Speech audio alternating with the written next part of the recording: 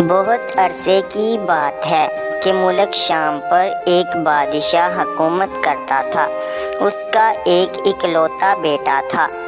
بادشاہ نے اسے ہر قسم کی تعلیم دلوائی، گھڑ سواری، نیزہ بازی، شمشیر زنی، غرض وہ ہر فن میں ماہر ہو گیا۔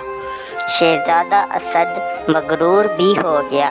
وہ سمجھنے لگا کہ اس دنیا میں مجھ سے زیادہ طاقتور اور ذہین کوئی بھی نہیں ہے۔ وہ ہر وقت کسی ایسی بات کی تلاش میں رہتا جس میں اسے اپنے کمالات دکھانے کا موقع ملے۔ اس کی ماں اسے سمجھاتی کہ بیٹا، غرور اچھی چیز نہیں ہے، مگر یہ بات اس کی سمجھ میں نہ آتی۔ ایک دفعہ شہزادہ اسد کو کسی بزرگ نے بتایا کہ بہت دور کالے پہاڑوں میں ایک خزانہ دفن ہے اور اس پر ایک دیو کا قبضہ ہے۔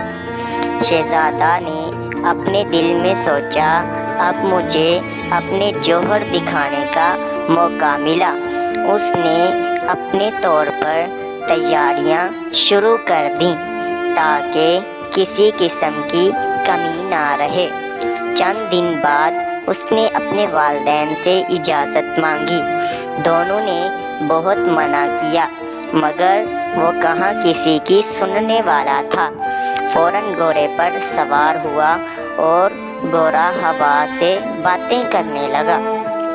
کالے پہاڑ کی سمت جانے کے لیے اسے بڑے بڑے خوفناک جنگلوں سے گزرنا پڑا، جنگلی جانوروں سے لڑنا پڑا، کیونکہ وہ جلد از جلد کالے پہاڑ تک پہنچنا چاہتا تھا۔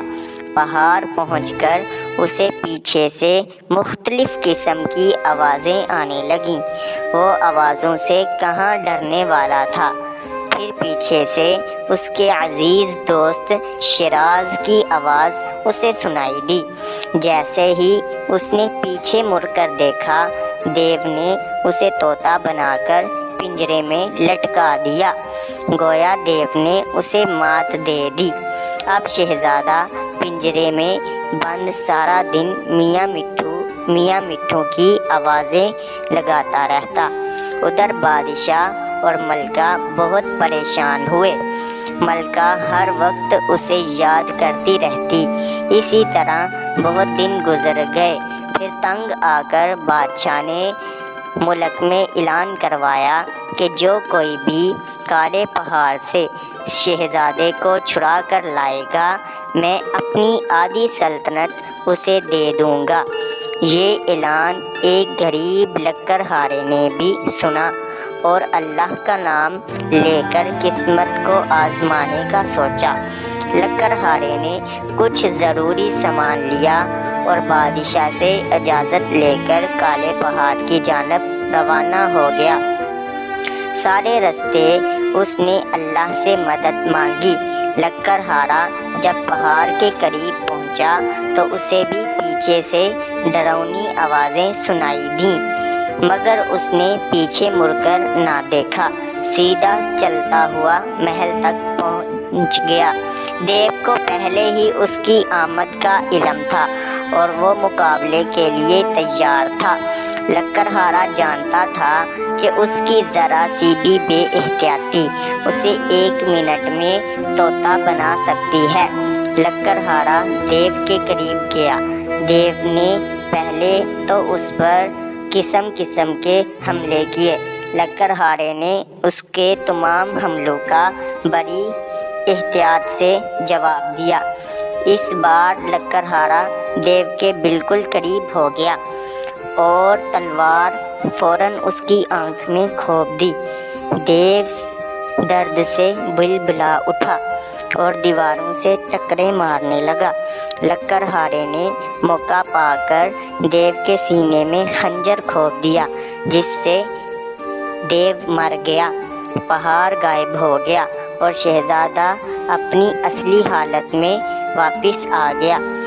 لکڑہارا شہزادے کو لے کر ملک شام پہنچا۔ بادشاہ نے بڑی گرم جوشی سے لکڑہارے کا استقبال کیا۔ شہزادہ اپنے والدین سے مل کر بہت خوش ہوا۔ بادشاہ نے اعلان کیا کہ شہزادہ اپنے محسن کو آدھی سلطنت پیش کرے گا۔ جب تقریب میں شہزادے نے اعلان کیا تو لکڑہارا بولا، مجھے سلطنت نہیں چاہیے، بس آپ میری ایک بات مانیے کہ آئندہ کبھی بھی غرور نہ کیجیے گا۔ غرور کا سر ہمیشہ نیچا ہوتا ہے اور ہمیشہ اللہ کو یاد رکھیے گا۔ یہ کہتا ہوا لکڑہارا محل سے نکل آیا اور اپنے گھر کی طرف چل پڑا۔